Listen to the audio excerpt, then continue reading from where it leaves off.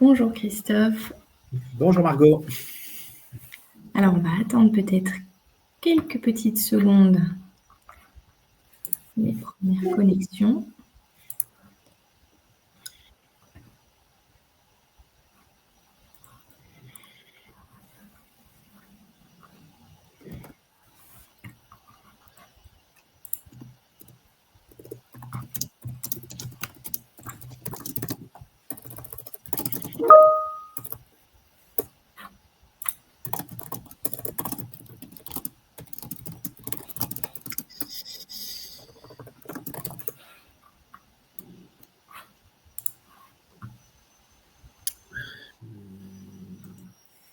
Alors, je ne suis pas sûr d'avoir un bon retour. Bon, on voit qu'il y a du monde qui arrive. Oui, bonjour à tous. Bien Margot, je te propose qu'on puisse commencer. Très bien, et donc bonjour à tous. Donc aujourd'hui, on a le plaisir de co-animer donc, avec Christophe Drault, qui est notre directeur général et directeur du pôle public et associatif au sein de Diplo Consulting, un webinaire vraiment dédié aux collectivités dont la thématique, c'est déployer des dispositifs vidéo en évitant les inégalités. Alors on est sur un format d'environ 55 minutes. On va avoir 5 grandes thématiques et c'est notamment important si vous avez des questions de les référer plutôt sur les thématiques. Comme ça, vous aurez tous les éléments. Et pour tous ceux qui nous rejoignent, donc surtout n'hésitez pas à poser vos questions dans le chat. Et puis après, au besoin, le support pourra vous être envoyé sur demande. Et on peut commencer avec la présentation de ce sommaire. Donc, 5 grandes parties. La première qui s'articule autour des finalités et réglementations. Justement, on va essayer de bien distinguer les différents cas d'usage des dispositifs vidéo. Ensuite, on fera un petit focus études d'impact, comment les sécuriser, notamment pour l'étude d'impact sur la vidéoprotection. Ensuite, on passera à l'information et le droit d'accès, toujours sur un focus. Après, 4e thématique, IA embarqué, sujet d'actualité, comprendre les nouveaux risques. Et la 5e partie, donc choisir des solutions fiables et conformes. Alors justement, sur la première partie, tout au long de ce webinaire, de toute façon, on va parler de différents dispositifs vidéo. Alors peut-être dans un premier temps, Christophe, est-ce que tu peux nous en dire un petit peu plus sur les différents cas d'usage justement de ces dispositifs ? Tout à fait Margot. Plusieurs cas d'usage, plusieurs méthodologies aussi techniques qui vont faire qu'on va avoir, en fonction des finalités, des traitements de données personnelles, et des bases légales, mais des réglementations qui vont être différentes et des obligations et des contraintes qui vont être différentes. Premier système, peut-être le plus connu, c'est celui de la vidéoprotection. Alors, qu'est-ce qu'on entend par vidéoprotection ? C'est dès lors qu'on va filmer la voie publique ou un lieu ouvert au public sans prendre de son. Donc, outre le règlement général sur la protection des données, RGPD, on a un encadrement par le CSI, le Code de la sécurité intérieure, et notamment l'article L252 et les règlements qui y sont associés. Donc, c'est pour les autorités publiques, qu'elles soient d'État ou collectivités locales, mais pas uniquement, puisque dès lors que, par exemple, un magasin ou un exploitant d'une salle publique va filmer du public ou des personnes qui vont pouvoir entrer librement et en masse dans son lieu qui va vouloir filmer, eh bien, on est dans le cadre de la vidéoprotection. Donc, au niveau de la réglementation, une autorisation préfectorale est préalable. On verra tout à l'heure qu'elle doit s'accompagner notamment d'une analyse d'impact. Et puis, un engagement de conformité pour les collectivités locales auprès de la CNIL dans le cadre du RU 74, qui est l'un des arrêtés de règlement qui sont obligatoires auprès de la CNIL. Donc ça, c'est le premier point, la vidéoprotection. Et souvent... on parle de vidéoprotection sur la protection des biens et des personnes, mais il y a aussi un certain nombre d'éléments qui sont liés à la vidéoprotection, mais qui vont permettre à une collectivité de pouvoir verbaliser. Et dans ce cas-là, on va constater et verbaliser soit des règles de la circulation, soit des dépôts d'ordures sauvages, qui sont les cadres qui sont encadrés et par le CSI et par le Code de la route et le Code de l'environnement. La constatation d'infraction doit se faire en temps réel, faire un PV aussitôt. En général, on le fait au CSU. Alors, le CSU, c'est ce qu'on appelle le centre de surveillance urbain. C'est l'endroit où on collecte les données. Ça peut être aussi un centre de sécurité. Ou alors, on va repérer l'infraction et dépêcher un agent sur site qui va lui-même constater et verbaliser. On ne met pas en place un système de conservation des images et des séquences des vidéos à des fins de preuve, puisque l'objectif, c'est bien de pouvoir identifier et de verbaliser. On a aussi une déclaration CNIL, la RU 007, qui est nécessaire. La vidéosurveillance. Alors, on parle de vidéoprotection, vidéosurveillance. Est-ce qu'on est juste sur une querelle sémantique? Oui, non. Alors, pour être tout à fait clair, dans notre domaine, dès lors qu'on parle de vidéosurveillance, c'est quand on va filmer des lieux non ouverts au public. La vidéoprotection, c'est les lieux ouverts au public dont on a parlé précédemment. La vidéosurveillance est possible pour les collectivités, et notamment, soit pour des finalités de sécurisation des biens, soit des personnes. On va mettre en place notamment, par exemple, sur des réserves techniques, sur la protection de bureaux ou de zones particulières sur lesquelles on va avoir des collaborateurs, des agents qu'il va falloir protéger. On va mettre en place une vidéosurveillance. Les règles sont amoindries puisqu'on n'a pas notamment le CSI. Ceci dit, il y a toutes les obligations du RGPD et on en verra certaines tout à l'heure, et notamment des obligations d'information, la minimisation. Par exemple, on ne va pas mettre en place de surveillance systématique d'un agent en mettant par exemple une caméra directement tournée vers son ordinateur ou vers son espace de travail, sauf si on le filme pour pouvoir le protéger par rapport à d'autres personnes. On ne va pas mettre de caméra dans des zones sensibles, des zones d'intimité, des vestiaires, des sanitaires, des locaux de représentants du personnel, etc. Donc, vidéoprotection, vidéo-verbalisation, la vidéosurveillance, les LAPI. L'API pour lecture automatisée de plaques d'immatriculation. Alors, c'est un dispositif sur lequel il peut y avoir différentes finalités. Les finalités autorisées pour les collectivités locales sont principalement liées au stationnement payant. Et donc, on va avoir un LAPI qui va être fixe ou un LAPI qui va être mobile. Les LAPI fixes, en général, sont sur des bornes qui sont mis sur les zones de parquage. Les LAPI mobiles, c'est des véhicules qui vont pouvoir tourner avec un système de 4 à 8 caméras qui vont prendre en compte les images, qui vont recouper avec un système d'enregistrement du paiement des forfaits de stationnement et qui vont vérifier si les personnes se sont bien acquittées des éléments. On peut aussi utiliser des LAPI pour des passages ou des stationnements réservés, par exemple, qui peuvent activer des bornes sur des accès à des zones piétonnes. Et enfin, on peut verbaliser le non-respect sur les règles de circulation et notamment dans le cadre des réservations des voies pour les taxis, les bus ou les véhicules prioritaires. En revanche, dans le cadre de la lutte contre la criminalité, le vol de véhicules ou les infractions au code de la route, ce sont des traitements qui sont réservés à l'État, sur lesquels une collectivité locale ne peut pas détourner son système de vidéoprotection dont on parlait avant pour enregistrer toutes les plaques d'immatriculation pour pouvoir les réutiliser après. En revanche, il peut y avoir, dans le cadre d'une prise sous astreinte, l'accès par l'État, les services de l'État, au système de vidéoprotection à ces finalités-là. Donc, une collectivité ne peut pas mettre en place ces derniers traitements. En revanche, une collectivité peut participer au financement de la mise en place de l'API sur ces détections et verbalisations liées à ces dernières catégories d'infractions. À nouveau, une réglementation complémentaire avec la CNIL dans le cadre de la RU10 qui doit être renseignée avant la mise en œuvre d'un système de l'API. Autre cas d'usage, les caméras piétons, caméras individuelles. Alors, on est sur soit des enregistrements manuels, soit des enregistrements automatiques d'images et de sons. Elles sont portées par des agents assermentés, donc ça va être pour des agents de police municipale ou garde champêtre ou dans le cadre de la police de certains transports qui peut être sous régie ou non. On va avoir des caméras sur lesquelles il faudra informer les personnes dès lors qu'on met en place la prise de vue et de son. Il faudra qu'il y ait une visibilité du dispositif, il faudra informer de façon orale les personnes qu'elles sont filmées. C'est encadré aussi par le CSI et l'objectif, c'est d'éviter ou de constater des infractions et de défendre les personnels qui sont en charge d'un service public ou de respect de l'ordre. une analyse d'impact sur la protection des données, on en parlera tout à l'heure, est obligatoire. Et puis, à nouveau, on a des déclarations RU auprès de la CNIL selon les différents cas.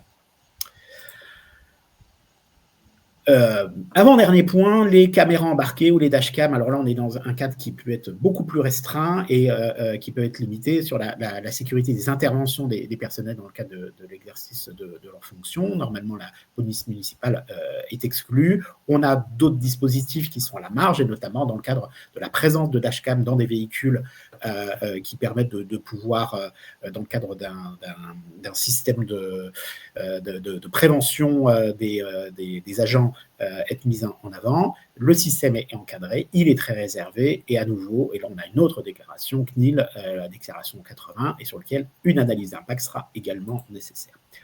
Dernier point, les drones, les caméras installées sur les aéronefs, donc là il ne faut pas y compter, les collectivités locales sont exclues. Il y a eu une expérimentation qui a été faite dans le cadre de la loi JOP, la loi sur les Jeux Olympiques et Paralympiques de Paris, avec des déclarations préalables, mais c'est un système de dispositif qui est en dehors. Donc là, on a cadré les principaux cas d'usage sur lesquels il y a de la vidéo pour les collectivités. Il y a d'autres cas plus particuliers, mais je pense qu'on va pouvoir, à partir de cette base, rentrer dans le cadre réglementaire et des risques.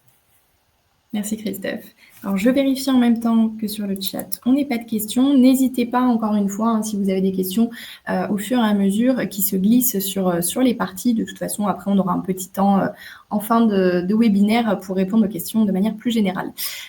Donc ici, on l'a vu, 7 cas d'usage de dispositifs vidéo. On a bien compris forcément différents cas d'usage, donc des finalités différentes, des obligations aussi différentes et forcément des actions de mise en conformité qui vont l'être également. D'où l'intérêt donc de bien identifier en amont les différents cas d'usage. Et justement, on va peut-être faire un focus, un petit zoom sur l'un de ces dispositifs. Si on prend la vidéoprotection, elle est soumise depuis peu à une autorisation préfectorale préalable. Je pense que c'est une information que personne n'a loupée. Et alors justement, est-ce que tu peux nous en dire un petit peu plus sur cette autorisation préalable? Je sais que notamment le ministère a mis au point une trame d'AIPD. Est-ce qu'aujourd'hui, elle est suffisante pour les collectivités? Alors, oui et non. D'abord, l'autorisation préalable est assez ancienne, mais le fait qu'il y ait cette AIPD type, effectivement, est assez nouvelle. Elle vient d'une instruction du ministère de l'Intérieur à destination des préfectures, mais avec une diffusion de ce modèle type qui a été très largement répandu et qui est proposé par les préfectures aux collectivités qui veulent mettre en place un système, et sur lequel toute préfecture doit, dans le cadre d'une autorisation, donc les autorisations préfectorales classiques pour la vidéoprotection, demander et vérifier les analyses d'impact sur la protection des données. Alors, qu'est-ce que d'abord est l'analyse d'impact sur la protection des données? Peut-être que la plupart d'entre vous sont au fait, mais on va le rappeler, c'est une exigence qui est liée au RGPD, articles 35 et 36, dès lors qu'on va avoir au moins 2 critères sur 9 qui sont réunis sur un traitement de données particulier. Et là, en l'occurrence, dès lors qu'on a de la surveillance systématique et de la collecte à grande échelle de données, ce qui est le cas d'un système de vidéoprotection, puisqu'on fait le zoom sur ce point-là, on est soumis à une obligation d'analyse d'impact, qu'on a appelé aussi des fois étude d'impact sur la vie privée, ou PIA, Privacy Impact Assessment. Alors, cette analyse d'impact, c'est une analyse qui regarde est-ce que les traitements sont bien connus, les finalités sont bien connues, c'est-à-dire on sait pourquoi on le fait et pourquoi on ne le fait pas, est-ce qu'on a analysé les bases légales, donc on est d'abord en capacité à décrire ce que fait le dispositif et pourquoi et quelles données sont traitées. Ensuite, on regarde la licéité, la proportionnalité du dispositif au regard des enjeux réglementaires et notamment du RGPD.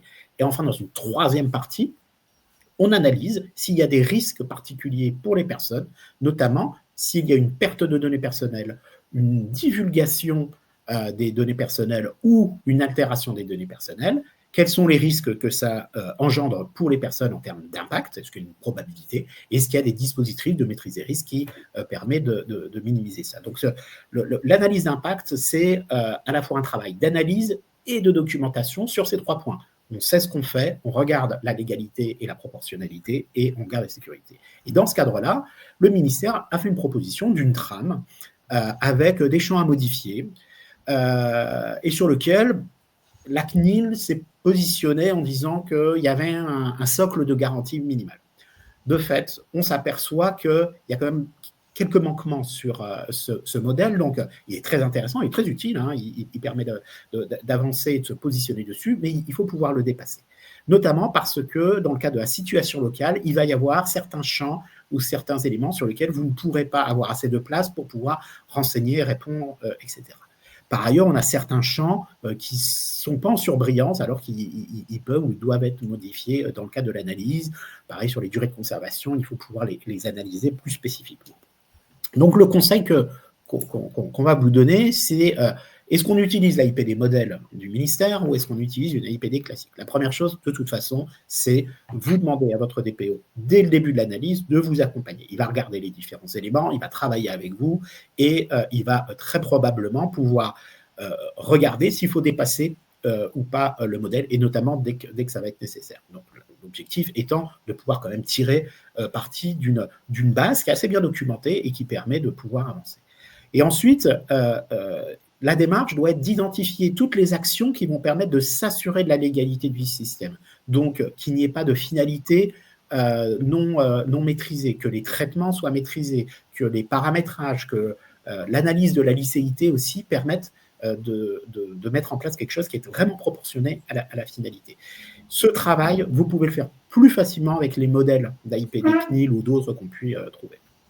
Et puis enfin, peut-être que ce qui manque dans le système de l'AIPD modèle, c'est l'avis du DPO. C'est-à-dire que ça ne vous sert pas d'outil interne pour pouvoir vous assurer, une fois que les services sont instruits, qu'il y ait une validation par la tutelle, qui peut être un directeur de service, là où le maire ou un élu qui aura une délégation particulière sur ce point-là. Donc, on conseille plutôt un mix. En tout cas, l'analyse d'impact ici pour la vidéoprotection, mais pour d'autres systèmes vidéo est nécessaire dans de nombreux cas. L'analyse d'impact, souvent, ne se suffira pas. Et pour la vidéoprotection, l'autorisation préfectorale, c'est une AIPD, et aussi des éléments comme le plan des caméras avec les champs de vision, c'est-à-dire il va falloir mettre les cônes de visibilité et montrer comment vous avez notamment prévenu des risques de pouvoir filmer sur des balcons ou des personnes, etc. Et puis une justification de la conformité de ce système par rapport aux différentes normes techniques. On reviendra tout à l'heure, peut-être en fin de webinaire, sur quelques éléments à risque et on approfondira ces questions. Donc voilà pour... en ce qui concerne l'AIPD pour les vidéoprotections. Dernier point, pour les autorités publiques, dès lors qu'il y a la vidéoprotection, il y a aussi à nouveau une déclaration CNIL, là c'est la RU 74 qui est concernée. Donc là, c'était un zoom sur un des dispositifs, peut-être celui qui est le plus utilisé, et sur lequel vous voyez que l'AIPD modèle n'est pas magique, mais elle est utile. Très bien, donc on retient une trame d'AIPD qui est bien mise à disposition, mais attention, pas toujours suffisante, surtout dans des cas assez spécifiques de certains dispositifs qui finalement ne seraient pas assez exhaustifs avec ces modèles-là, et de toute façon, il est toujours préférable de bénéficier du regard de votre DPO, à minima d'un référent RGPD qui va pouvoir suivre tout le processus. Alors justement, notamment dans le cadre d'une AIPD... Margot, n'hésitez pas, si vous avez des questions, notamment sur cette fameuse AIPD modèle, sur lequel au niveau de DPO Consulting, on accompagne un certain nombre de collectivités qui ont parfois des difficultés à pouvoir renseigner, ou certains services qui se disent c'est le modèle, donc c'est celui qu'on doit utiliser, on ne doit pas aller plus loin. Si vous avez des questionnements sur ces points-là ou des témoignages, n'hésitez pas à intervenir et on échange. Tout à fait. Surtout, utilisez le chat, on vous y répondra dès que vous posez la question. Donc, on pourra revenir, si jamais il y a des questions qui arrivent entre-temps, on reviendra sur cette partie, sur ces modèles, notamment d'AIPD pour la vidéoprotection. On passe en attendant sur la troisième partie qui ouvre un nouveau niveau de détail finalement, où là on va peut-être se rapprocher plus c'est la mise en avant de l'information, du droit d'accès qui a été choisi parmi notamment les nombreux droits que les personnes peuvent exercer. Et justement, est-ce que c'est parce que donc, ce droit d'information, le droit d'accès, il est moins bien maîtrisé, pas encore bien intégré de manière générale, ou peut-être parfois minimisé par les collectivités, notamment dans la mise en place d'un système de vidéoprotection? Alors, on va rappeler les principes de l'information, du droit d'accès, plus globalement des droits des personnes, hein, puisqu'il y a un droit de rectification et un droit à l'oubli, qui juridiquement sont assez clairs, même s'ils peuvent être encore méconnus. Éthiquement, sont assez reconnus comme étant nécessaires, mais opérationnellement posent des problèmes d'applicabilité pour les collectivités. Et donc, c'est ce qu'on va essayer de voir, notamment sur la vidéoprotection, mais sur d'autres dispositifs. Premier principe du RGPD, mais qui est aussi posé par le CSI dans l'article R253.6, donc qui précise les modalités d'information. Il faut informer sur les finalités, c'est-à-dire à quoi ça sert, les bases légales, c'est la raison pour laquelle on met en place le système, la durée de conservation, qui sont les destinataires, c'est-à-dire ceux qui vont accéder aux données, et quels sont les droits des personnes et comment ils peuvent le faire. Donc le risque qu'on va avoir si on n'est pas assez transparent, c'est qu'on va accroître le sentiment de surveillance permanente. Et donc, on peut générer des conflits sur des exercices de droits des personnes, sur aussi des problématiques d'image. Hein, on l'a vu parfois, des déploiements de systèmes de vidéo sur lesquels l'information n'avait pas été claire, par exemple sur de la vidéo-verbalisation dans le cadre de dépôt de déchets sauvages, et sur lequel ça rajoutait une couche d'incertitude et d'incompréhension au niveau de la population parce qu'on n'avait pas été assez clair. Donc, on va voir quels sont ces éléments d'information préalables et puis après, les droits des personnes qui y sont attachés. Au niveau de l'information, on a deux niveaux qui sont reconnus aussi par la CNIL comme étant pertinents, mais en tout cas qui répondent à deux moments, on va dire, du RGPD. Le premier, l'article 12, et puis le deuxième, l'article 13 et article 15 aussi dans le cas du droit d'accès. L'article 12, il est très clair dans le règlement. Il dit que toute personne a le droit d'être informée sur les traitements de données personnelles la concernant. Il faut que l'information soit claire, qu'elle soit facile d'accès et qu'il puisse la comprendre facilement, d'autant plus quand la personne est vulnérable. Or, dès lors qu'on est dans ces dispositifs particulièrement intrusifs, il y a une forme de vulnérabilité puisque vous avez une quasi-impossibilité de pouvoir vous opposer à beaucoup de systèmes vidéo, en tout cas de vidéoprotection, de vidéo-verbalisation dès lors que vous entrez sur la voie publique, etc., etc. Les deux niveaux, c'est le niveau 1, c'est le niveau panneau d'information, première information générale, on va prendre des exemples. Le niveau 2, c'est le niveau approfondi sur lequel vous devez donner toutes les informations. Bien entendu, les exigences de l'article 13 du RGPD et l'article 15, quand vous demandez si un traitement vous concerne et qu'on doit vous dire en quoi, eh bien, il faut donner un certain nombre de détails qui sont prévus par le règlement et on ne pourra pas les mettre sur des affiches, donc on va les mettre sur ce niveau 2. J'appuie sur le mauvais bouton pour passer aux pages. Sur le niveau 1, une affichette avec un pictogramme représentant une caméra, ça va être utile, ça va être nécessaire pour pouvoir comprendre dès lors que les personnes passent vite dans les espaces, et dès lors qu'ils sont véhiculés, c'est important, mais non suffisant. C'est-à-dire qu'il faudra expliquer les finalités poursuivies par le traitement. Il faudra que l'identité du responsable de traitement soit clairement identifiée. Et même si vous êtes une collectivité, ça ne va pas de soi si vous ne précisez pas que c'est la ville de, ou la communauté d'agglomération de, ou la métropole de qui filme. Et il faut que très facilement, on puisse lire les droits des personnes concernées et comment pouvoir les exercer. Ça, c'est l'affichage. On va voir après la question de où se pose l'affichage et de quelle manière. L'autre domaine, c'est dès lors qu'on va vouloir détailler tous les éléments de cette information, ce niveau 2, eh bien, il va falloir positionner, idéalement sur un site ou dans le cadre d'un affichage en mairie, toutes ces informations qui sont des informations qui définissent la qualité, les coordonnées du responsable du traitement, également les coordonnées du délégué à la protection des données, du DPO, les finalités explicites du traitement, on va informer notamment s'il y a des décisions automatisées ou semi-automatisées ou du profilage ou des éléments qui vont être embarqués derrière, les durées de conservation des images, la base légale, on aurait pu la remonter juste à côté des finalités parce que c'est souvent à ce moment-là qu'on explique le cadre légal pour lequel on déploie. Les destinataires, donc les destinataires, c'est ceux qui regardent les images, y compris s'il y a un transfert hors Union européenne, parce qu'on va avoir un prestataire ou des actions qui vont être faites à distance. Le droit des personnes, on a déjà parlé, là, il faut qu'il soit très explicite, et notamment les moyens de pouvoir exercer ces droits, et de toujours préciser que les personnes peuvent faire une réclamation auprès de la CNIL en mettant les coordonnées de la CNIL. Donc, toutes ces informations-là, en général, on va les disposer non pas sur l'affichage, mais sur le site internet, un affichage en mairie ou des éléments, quand vous installez par exemple un système dans un quartier, vous pouvez faire un boitage ou des petites affichettes de façon à ce que la population comprenne bien le système qui va être mis en place. Par exemple, si vous mettez en place une vidéo verbalisation sur les dépôts sauvages, eh bien, vous allez informer les personnes de façon détaillée par cette information, par exemple par boitage, et puis par ailleurs un affichage sur les entrées de zone. Oui, peut-être, dernier point, je ne l'avais pas précisé, sur l'affichage, un affichage très générique à l'entrée de la ville pourra être considéré comme étant insuffisant. Il faut vraiment que la personne comprenne bien qu'elle rentre dans une zone qui est vidéo protégée.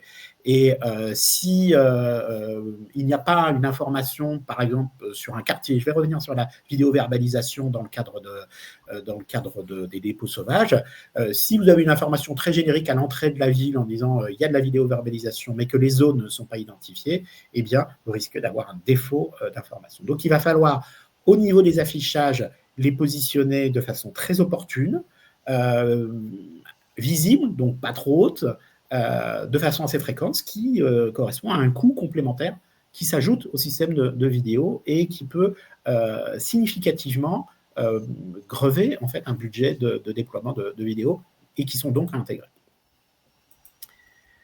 Sur la question des droits, alors on fait un zoom sur le droit d'accès, mais on sait qu'on a aussi le droit de rectification et le droit de suppression. Les droits des personnes, c'est au sein du règlement la possibilité pour une personne, de savoir s'il y a des données sur elle-même, donc savoir est-ce que j'ai été filmé, par exemple, et deuxièmement, de pouvoir accéder aux images. Et cette notion d'accès a des problématiques et juridiques et techniques, on va le voir après. Mais d'abord, pour exercer les droits, il faut se préparer dès lors qu'on déploie un système de vidéo, et y compris un système de l'API, par exemple, sur l'entrée sur les parkings. Il faut rédiger une procédure de façon à ce qu'on sache bien qui va traiter les images, comment on les analyse, à quel moment on va transférer à telle ou telle personne une information, par exemple pour qu'un agent aille sur le terrain pour pouvoir faire un constat et une verbalisation, ou on va garder une donnée, donc elle va être traitée dans le cadre du CSU, avec une extraction des images qui va être analysée par un chef de service, par exemple. On va mettre la procédure qui va permettre que, au niveau du droit des personnes, on est bien identifié aussi qui va traiter la demande de droit. Et ensuite, comment on va analyser et répondre. La communication auprès des personnes, on l'a vu. Les moyens pour exercer les droits doivent être les plus simples possibles. Donc, on conseille de doubler, c'est-à-dire une demande peut être faite par écrite et une voie électronique, par exemple un mail ou un formulaire. On réceptionne la demande, on accuse réception et ensuite on la traite dans les délais légaux qui sont normalement d'1 mois, sauf difficultés très particulières sur lesquelles on pourrait justifier 2 mois supplémentaires. Et ensuite on traite. Alors, dans le cadre de l'exercice du droit d'accès, il faut analyser est-ce que la demande est légitime. Et alors, on va regarder à l'envers, est-ce que en fait la demande peut ne pas être légitime.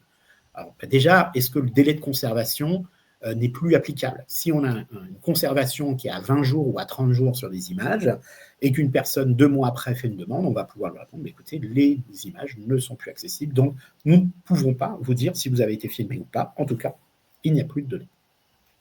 On peut avoir aussi des problématiques de moyens techniques qui permettent d'isoler les personnes concernées. On va en parler juste après. On peut avoir aussi une demande qui pourrait, dans le cadre de l'expression de l'accès, porter atteinte soit à une procédure judiciaire en cours, soit à la sûreté de l'État ou à d'autres éléments qui sont liés à l'ordre public et qui pourraient, dans le cadre de l'analyse, faire qu'on ne peut répondre à la personne très précisément. Enfin, on a, excusez-moi, on a des demandes et je n'ai plus accès à mon écran. Margot, je ne sais pas si tu peux lire ce qu'il y a sous ma diapositive. le dernier. Alors, le dernier point. Ah, tu viens de changer de slide. Voilà. Elle demande d'être disproportionnée. Oui, alors la demande disproportionnée, pardon, et j'avais du mal à m'en souvenir de tête. La demande disproportionnée, c'est ces personnes qui, soit par exemple, vont demander d'avoir accès aux images de leur véhicule pour voir ces images-là. Le véhicule, ce n'est pas une donnée personnelle.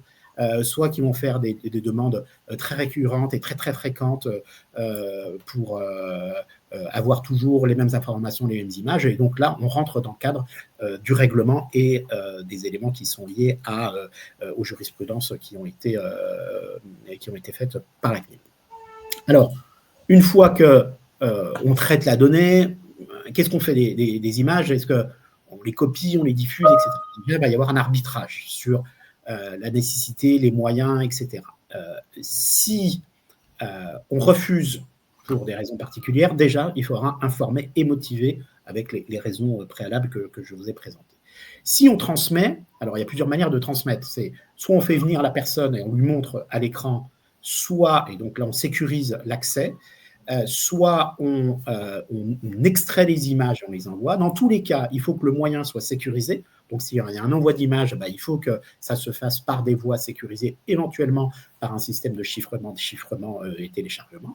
Et puis, on va s'assurer par des systèmes d'anonymisation, de masquage, de floutage, que la personne va apparaître seule. Donc, on ne pourra pas exposer la personne dans le cadre de son droit d'accès, soit si elle se présente et qu'elle regarde l'écran dans le cadre d'un droit d'accès sur site, par exemple au centre de surveillance urbain, soit dans le cadre de l'envoi d'un extrait d'image, il faudra s'assurer qu'elle ne va pas voir d'autres personnes. Et donc, vous allez avoir des personnes qui vont exercer leurs droits à un moment pour pouvoir vérifier elles-mêmes des choses parce qu'elles estiment avoir subi, par exemple, un préjudice particulier. Il faudra plutôt que de leur dire, écoutez, on vous a fait une extraction, on a masqué les personnes autour. Certes, on ne peut pas voir qui sont les personnes autour. Si vous avez un préjudice particulier, vous faites un dépôt de plainte. Il peut y avoir un accès par un officier de police judiciaire dans le cadre d'une réquisition judiciaire. Il peut y avoir un accès aux images. Et là, cette personne, l'OPJ, sera en capacité, lui, à pouvoir interpréter complètement les images, y compris avec les autres personnes qui sont en face. Mais vous, dans le cadre de votre droit d'accès, vous ne pouvez pas avoir vos images de vous et éventuellement d'autres personnes sur lesquelles vous voudriez avoir des informations. Donc, le droit d'accès, c'est bien un droit d'accès très personnel et il est encadré et donc il faut le mettre en place avec ces restrictions. Voilà sur une façon assez, peut-être un peu trop rapide, mais sur ces deux points. L'information, ce n'est pas qu'une problématique juridique, c'est vraiment une problématique d'efficacité, pas que de moyens, parce qu'il faut qu'il y ait un résultat, et donc il y a un certain coût. Et la question de la gestion des droits, ça veut dire qu'il faut le processer, il faut l'avoir écrit, il faut qu'on sache qui fait quoi, et il faut prendre en considération, dans un délai qui est quand même assez court, la demande de la personne et disposer des moyens techniques qui vont permettre de pouvoir répondre à la personne. Très, très clair pour moi. Alors, dans le chat, je vois pour l'instant toujours pas de questions. Encore une fois, n'hésitez pas et même si ça arrive après, on reviendra sur les slides en particulier. Donc, beaucoup d'informations à prendre en compte. Ça y est, on commence à accumuler un petit peu de l'information avec cette troisième partie. Donc, voilà, surtout, n'hésitez pas à poser vos questions. Et on arrive maintenant donc, sur la quatrième et avant-dernière grande partie et thématique de ce webinaire sur un sujet qui est très actuel, qui cristallise énormément de discussions et d'incertitudes, justement parce que c'est très actuel pour les collectivités notamment. Il s'agit de l'intégration de briques d'intelligence artificielle dans les dispositifs vidéo. Alors concrètement, justement, est-ce que quand je suis une collectivité, j'ai le droit de déployer un système de vidéoprotection augmentée, par exemple? Et est-ce qu'il y a un cadre juridique établi et applicable sur lequel je peux m'appuyer? Alors ça, c'est la question qui est terrible parce que le cadre juridique, c'est soit un cadre d'interdiction, soit un cadre de flou. Et donc, on va essayer de regarder déjà qu'est-ce qu'on entend par l'intelligence artificielle et ensuite analyser les risques et donc ensuite voir quel est le cadre qui est embarqué. Déjà, qu'est-ce qu'un système d'intelligence artificielle et là, on va pouvoir se référer notamment au règlement sur l'intelligence artificielle qui nous permet d'encadrer, mais plus globalement sur une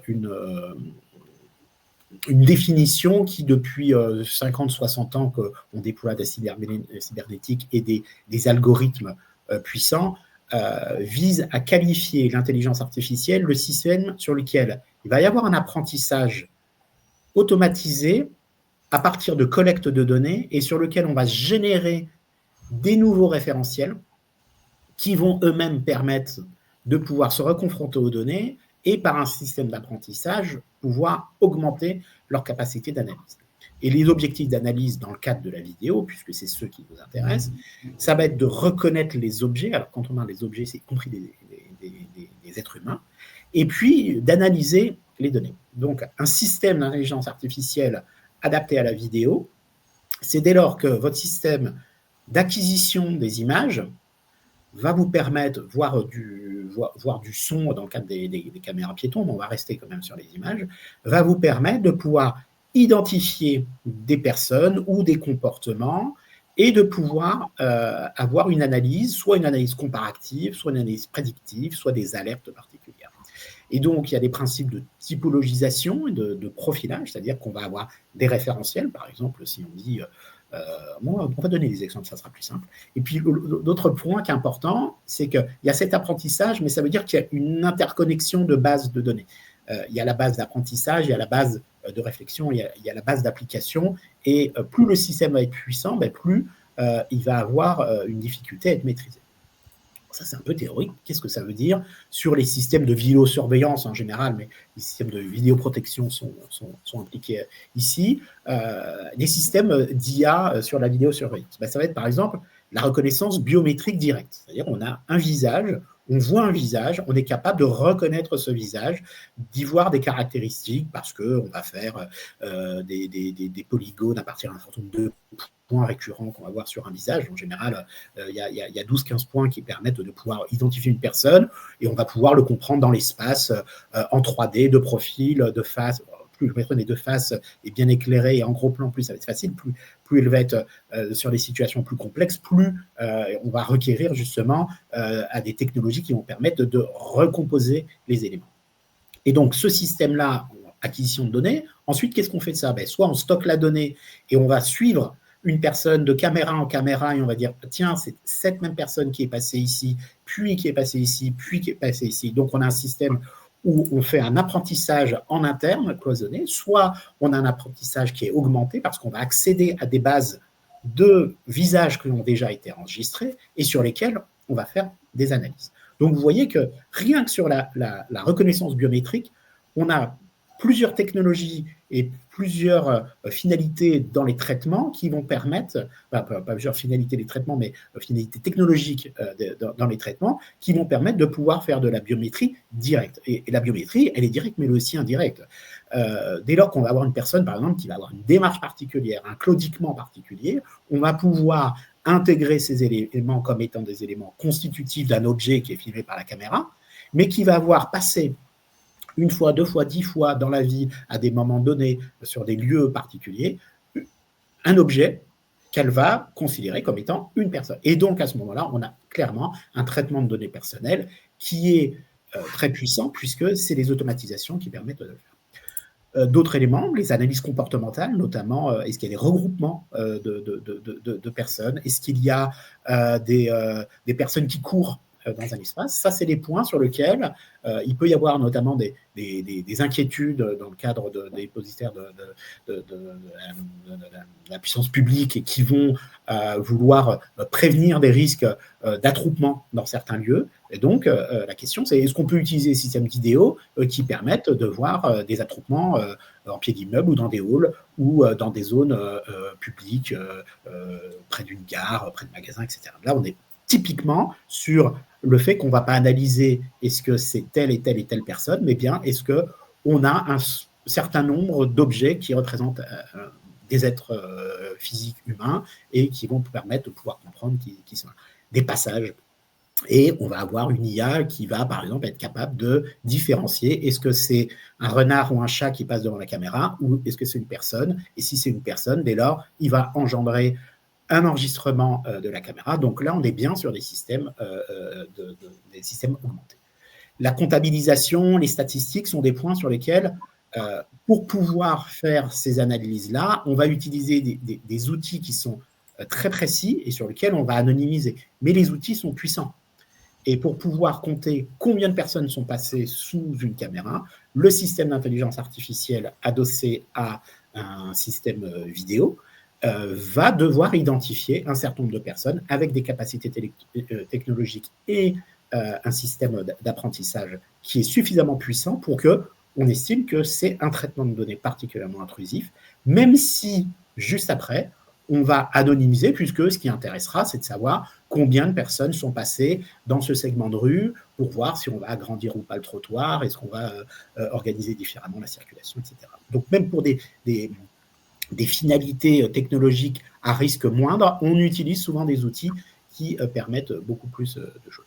Des alertes de franchissement, notamment sur les sécurités des personnes ou sécurité des biens, c'est-à-dire vérifier est-ce qu'il y a des personnes qui ont dépassé tel lieu et qui se mettent en risque, ou pour ne pas pour protéger des objets à forte valeur, ou la détection d'objets qui pourraient être dans l'espace des caméras, et notamment on va l'utiliser par exemple soit pour les dépôts sauvages d'ordures, soit pour l'abandon de sacs ou d'objets, qui permet de pouvoir démultiplier en fait le repérage par des agents non humains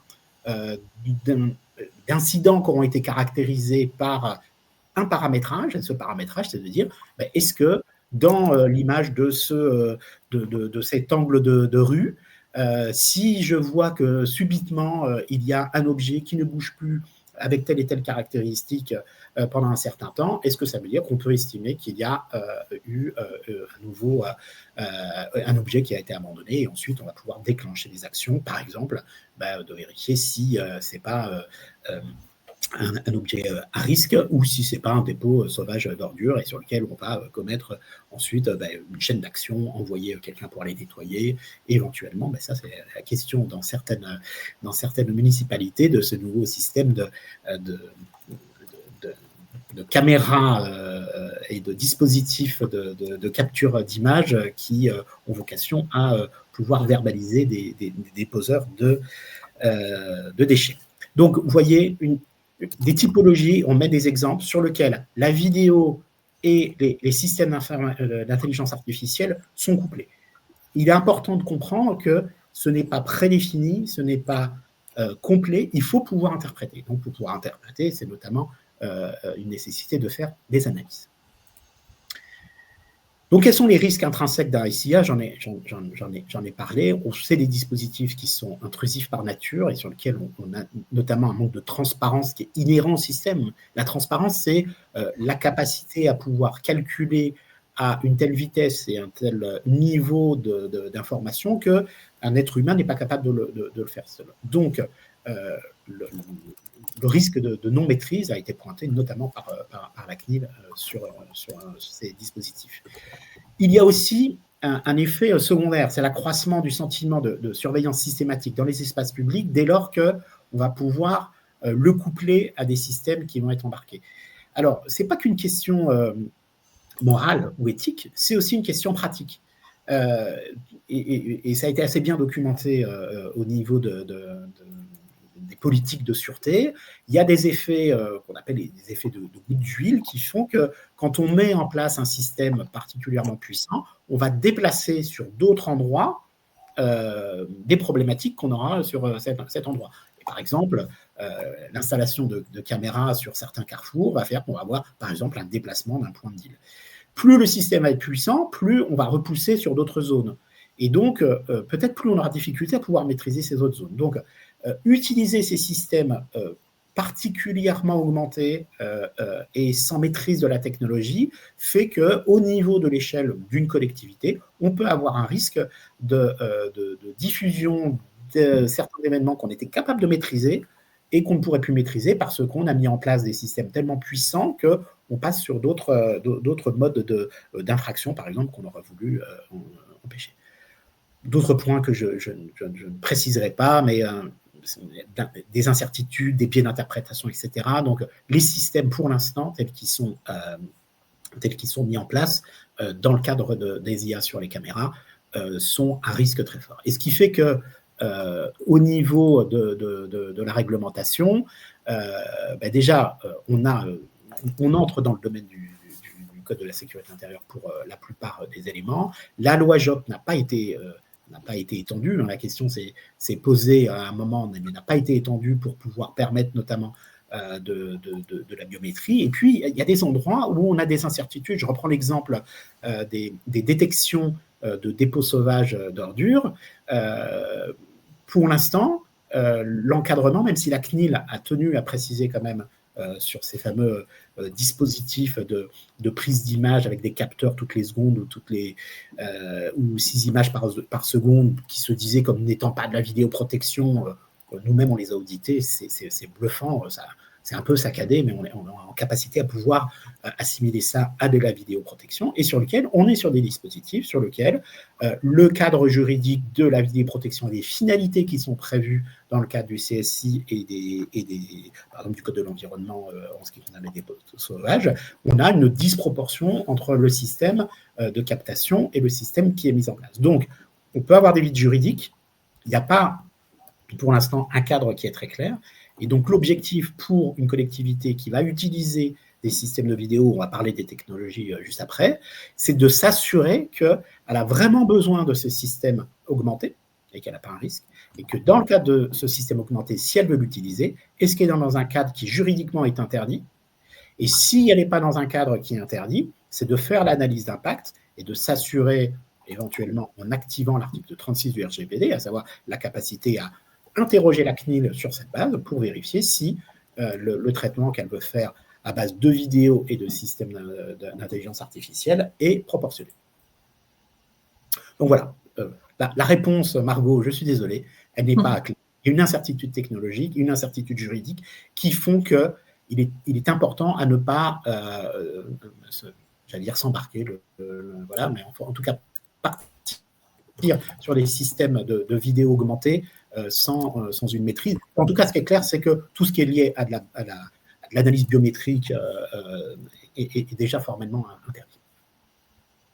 Oui, effectivement. Cadre juridique très instable, encore des incertitudes, donc pas de réponse dans ce webinaire, mais parce que finalement le cadre est tel aujourd'hui et que encore trop important dans le risque.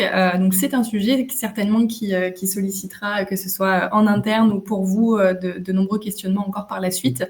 Mais on aura l'occasion.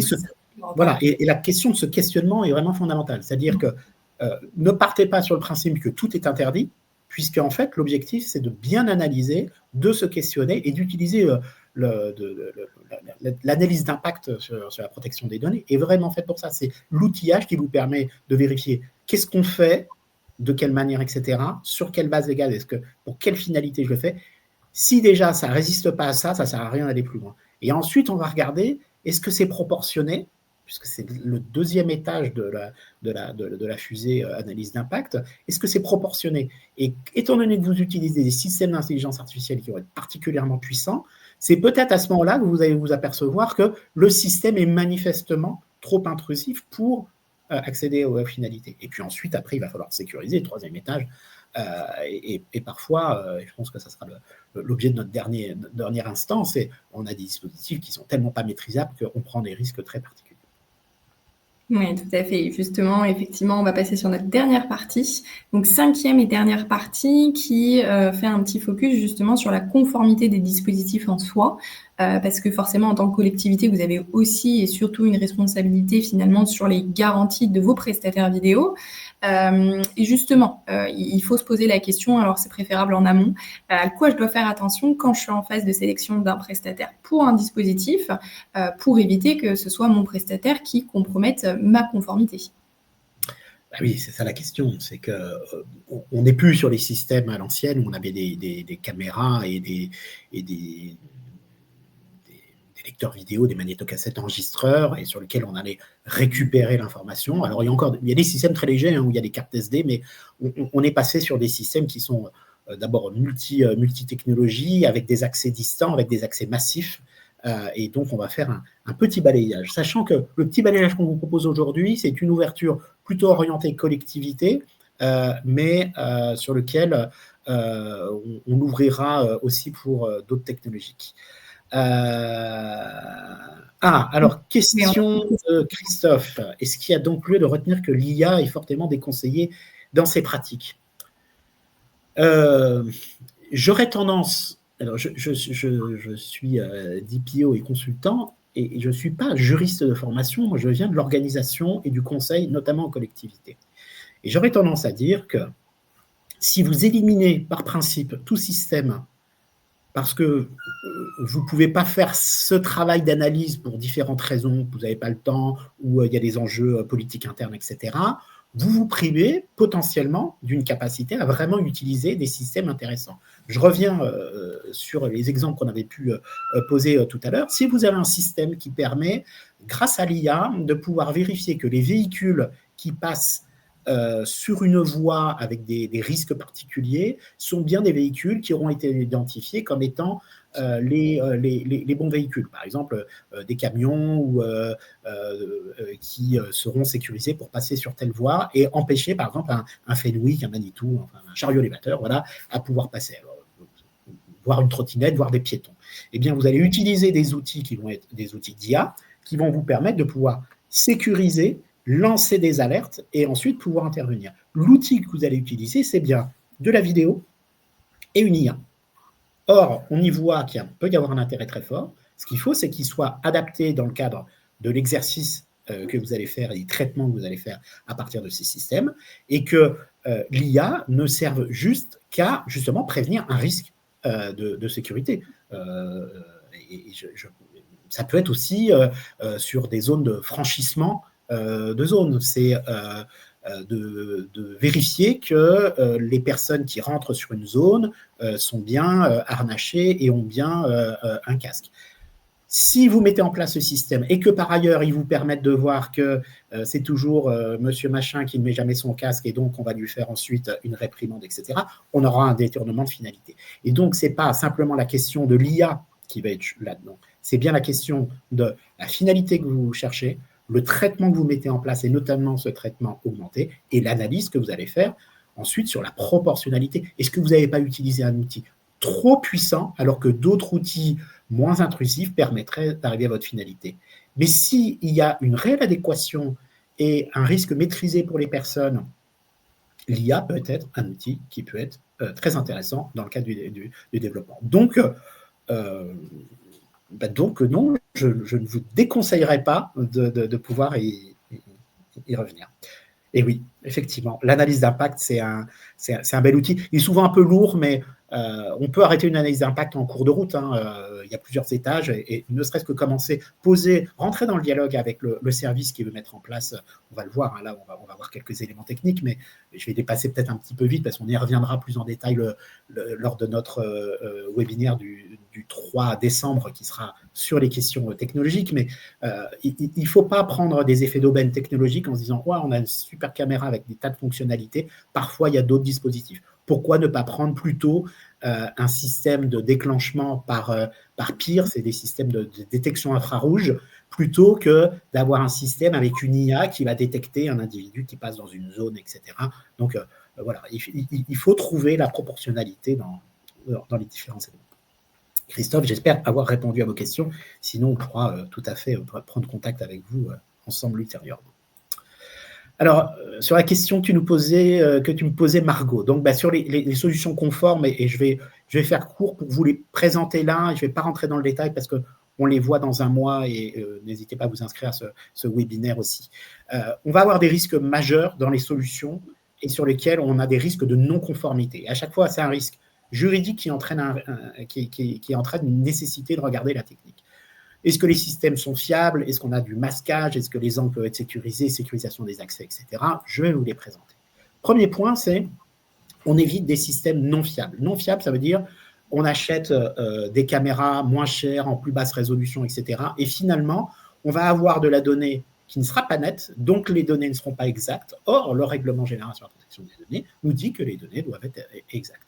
Et si les données ne sont pas exactes, on a un risque de mésinterprétation sur de la vidéo. Si vous vous trompez, que vous avez mal lu une plaque d'immatriculation et que vous verbalisez une personne plutôt que l'autre, voilà, avez typiquement une problématique. La minimisation des collectes, les détections de mouvements, par exemple, permettent de pouvoir ne pas enregistrer en permanence et de ne pas faire fonctionner en permanence un système. On a parlé tout à l'heure des caméras piétons. Une caméra piéton, elle ne se déclenche que dès lors qu'il y a une nécessité. Donc, ça va être une minimisation aussi par le fait qu'on peut facilement lancer ou couper le signal. Et ça, il faut que ça soit embarqué dans les systèmes que vous achetez.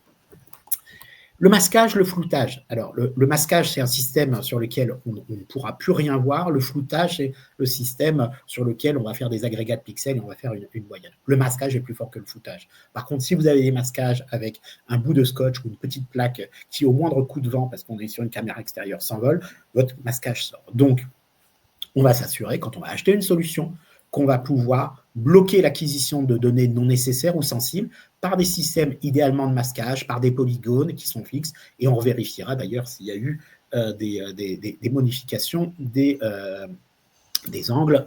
C'est le point qui est après. La correction des angles, on a deux manières pour corriger des angles. Soit on a une caméra qui est mobile, qui est électrique, alors surtout quand on a une PTZ ou ce genre de choses, et sur lequel on va pouvoir voir, tiens, il y a eu un détournement, je redis, à cause du vent, par exemple, et on va pouvoir rectifier les réglages et les masquages. Soit on va aller sur site pour repositionner la caméra. Ce qui veut dire que ça rentre dans vos budgets.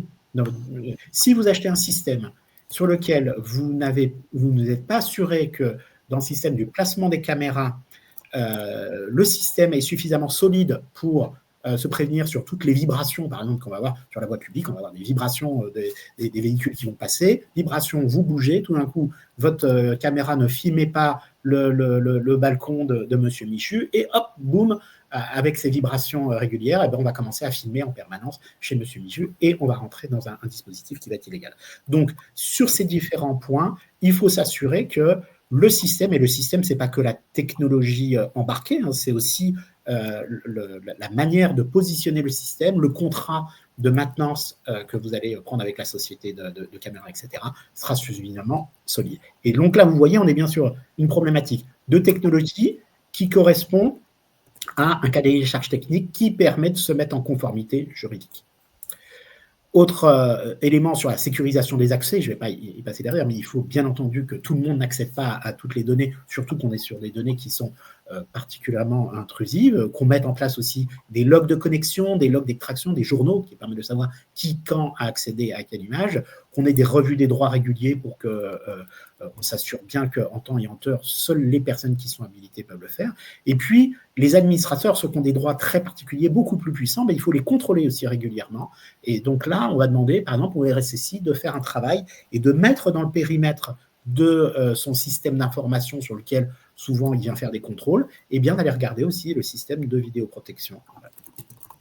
Le chiffrement des données, c'est notamment éviter que ces données-là, on puisse les sortir et les lire directement, surtout quand le système est un système distant. Alors, voire des cartes SD, hein, que moi je les conseille fortement, mais si vous avez une transmission d'une caméra avec un dispositif radio, quel qu'il soit, Bluetooth, Wi-Fi ou autre système radio, et que la donnée n'est pas chiffrée dès le départ, vous allez vous retrouver avec une donnée qui va voyager, qui va pouvoir être interceptée par des moyens particuliers. Donc, il faut que dans votre CCTP, quand vous allez construire votre cahier des charges pour l'achat de votre solution, vous prenez en compte ces solutions-là et vous assurez bien qu'il y a un chiffrement de bout en bout et que c'est vous, en tant que responsable, qui allez maîtriser le chiffrement. C'est-à-dire, ce n'est pas le prestataire, il faut qu'il y ait une cérémonie de remise des clés, que vous récupériez tous ces éléments-là. Et puis, on va regarder, je parle beaucoup, comme toujours, ceux qui me connaissent, ils savent que je parle beaucoup. Les questions de transfert de données offshore, hors Union européenne, on va les encadrer, et puis de bien encadrer juridiquement aussi les responsabilités des uns et des autres. Voilà, j'ai fait un petit peu trop, mais on a fait un tour, en tout cas, de la situation. Une collectivité doit se réinterroger dès lors qu'elle a un système ou dès lors qu'elle veut développer un nouveau système. Tous sont différents, ils n'ont pas les mêmes finalités, pas les mêmes encadrements juridiques. Les problématiques juridiques s'encadrent opérationnellement, que ce soit de l'information, les paramétrages, les sécurisations des stockages, etc. Ça veut dire des cahiers des charges, des procédures et des achats qui vont vérifier que votre prestataire ou vos usages particuliers ne vous mettent pas en risque de non-conformité.